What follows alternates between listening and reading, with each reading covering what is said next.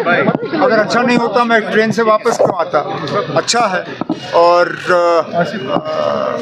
जिस हिसाब से लोग इस ट्रेन में टिकट हासिल करने की कोशिश कर रहे हैं, जो अब वेटिंग लिस्ट का सिलसिला शुरू हो गया है, हमारी तो अब ये चाहत है कि एक तो ट्रेन की लंबाई बढ़ा दी जाए और दूसरा इस ट्रेन की फ्रीक्वेंसी, क्योंकि ये इतने कम दिनों में इतना मतलब कामयाब सर्विस अब रहा है, तो हम तो चाहेंगे कि और ज़्यादा लोग इसका फ़ायदा लें। उमर साहब, जो स्टूडेंट्स ईरान में हैं उनका प्रोसेस कहाँ तक पहुँचा है?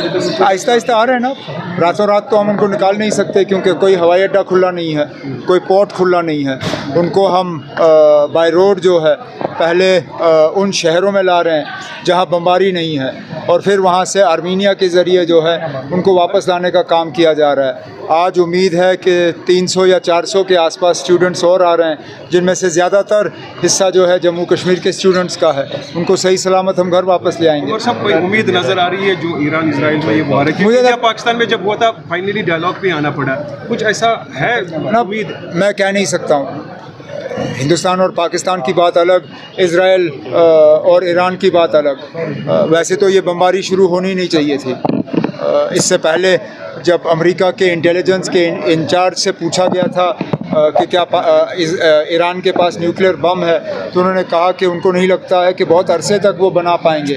लेकिन चंद ही महीनों में ईरान के ऊपर जो है इजराइल का हमला शुरू हुआ। ये हमला रुक जाना चाहिए और फिर जो मसले हैं वो बातचीत के जरिए हल हों। लेकिन जो इंडियन एम्बेसडर है उन्होंने आज कहा है ये 3 महीने से तैयारी को यूएस प्रेसिडेंट ने होस्ट किया, उस डेवलपमेंट को आप कैसे देखते हैं? और यूएस प्रेसिडेंट अपनी मर्जी का मालिक है। हम क्या उसको कह सकते हैं कि आप किसको खाने पे बुलाओगे, किसको नहीं बुलाओगे? वो दूसरी बात है कि हमें लग रहा था कि अमेरिका के सदर हमारे बहुत ख़ास दोस्त हैं और हमारी दोस्ती का जो है वो ख्याल रखेंगे। लेकिन जाहिर सी बात है कि अमेरिका वो करती है जो अमेरिका के फ़ायदे के लिए है, उनको और किसी मुल्क का फ़ायदा की परवाह नहीं। किस चीज़ को लेके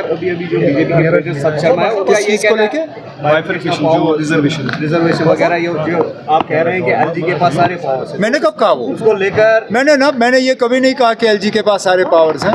आप जम्मू कश्मीर रीऑर्गेनाइजेशन एक्ट देखिए, एलजी ने खुद कहा कि उनकी जिम्मेदारी जो है सिर्फ security and law and order तक है। इसलिए मैं कहता हूँ ना, जो बिज़नेस रूल्स कैबिनेट ने मंजूर किए हैं उनको जो है एलजी साहब दस्तखत करके वापस दें, ताकि यहाँ कोई कन्फ्यूजन ना रहे। हम खुद कहते हैं कि एलजी साहब की सिर्फ एक जिम्मेदारी है, वो जम्मू कश्मीर के लोगों को सुरक्षित करें, यहाँ की सिक्योरिटी का इंतज़ाम जो है वो ठीक करें, बाकी जिम्मेदारी हमारी है।